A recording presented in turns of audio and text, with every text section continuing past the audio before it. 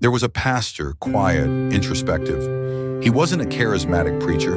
He didn't rely on dramatic gestures or emotional appeals.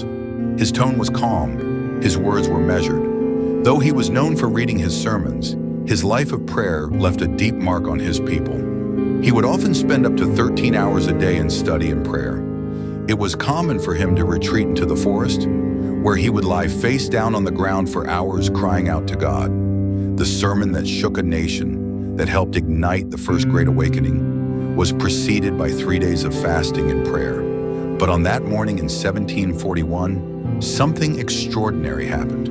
No shouting, no music, no stagecraft or grand strategies.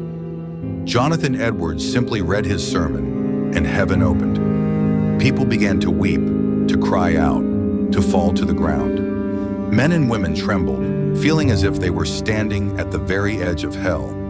But this wasn't panic. It was conviction. It was the beginning of something that would soon spread across all of colonial America.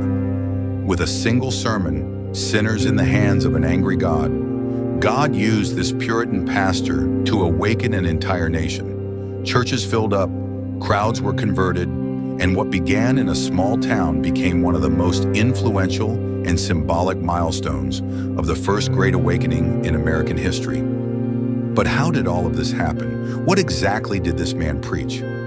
Stay with me until the end, and if you believe that God can still do this today, write in the comments below, "Revive us, Lord."